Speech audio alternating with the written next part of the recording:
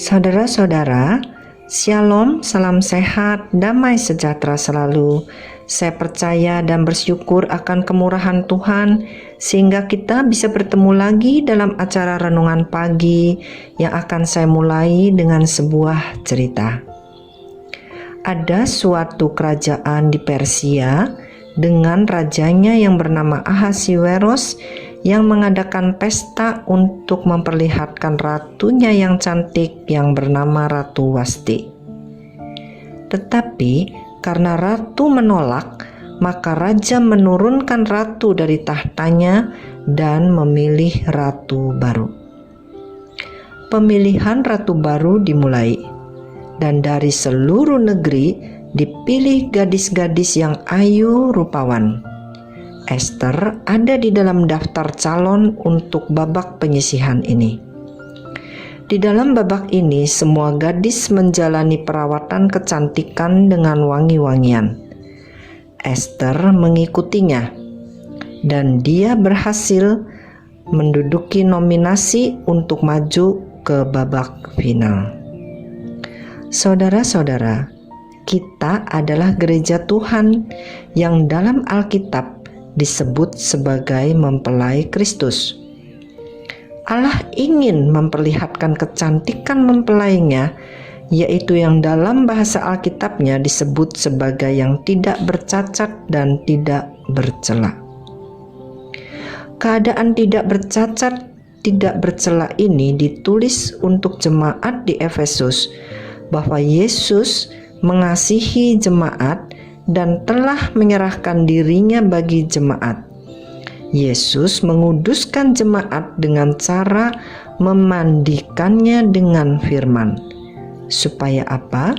Supaya dia bisa menempatkan jemaat di hadapan dirinya dengan cemerlang, tanpa cacat atau kerut atau yang serupa dengan itu, tetapi supaya jemaat kudus dan tidak bercela. Yesus memandikan kita dengan firman adalah proses perawatan kecantikan yang dialami oleh Ester. Seperti perawatan kecantikan untuk Ester disediakan dari pihak istana, maka proses kekudusan kita juga dikerjakan oleh Tuhan Yesus.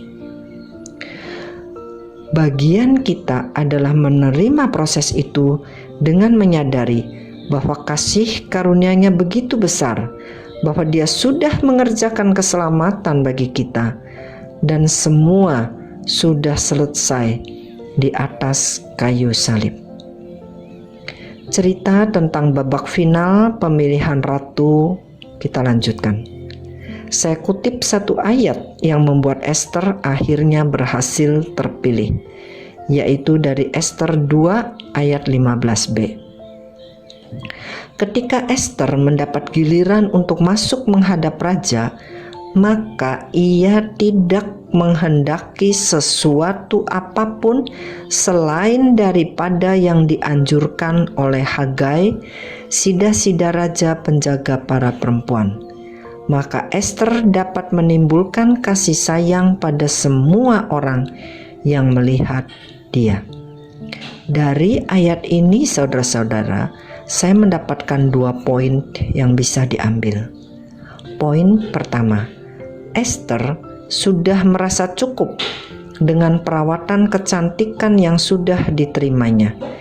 Dia tidak berusaha lagi untuk membuat dirinya lebih cantik dengan perhiasan-perhiasan lain yang tersedia. Sementara finalis lain disibukkan dengan usaha-usaha membuat diri lebih cantik lagi, maka Ester masuk dengan percaya bahwa dirinya sudah cantik.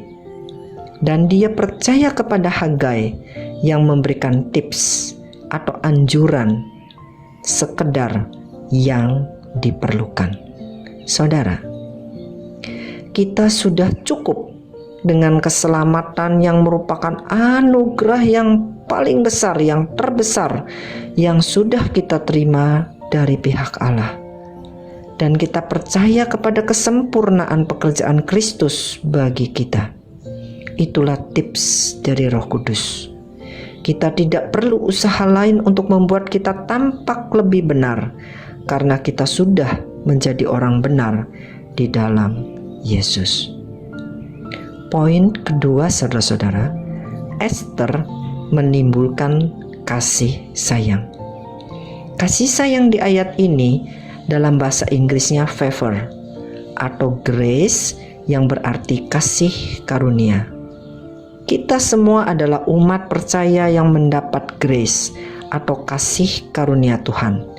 Kita semua adalah mempelai-mempelai Kristus karena kita percaya hanya karena kasih karunia Tuhanlah maka kita dibentuk oleh Dia sampai tahap tidak bercacat, tidak bercela. Kita tidak membutuhkan usaha-usaha lain yang mengikat dan menambah beban berat untuk bisa menjadi mempelai Kristus. Amin. Mari kita berdoa. Tuhan yang baik, terima kasih atas renungan yang telah Engkau berikan. Kami bersyukur akan pengudusan yang sudah kami terima melalui firman-Mu dan melalui proses pengenalan akan Engkau.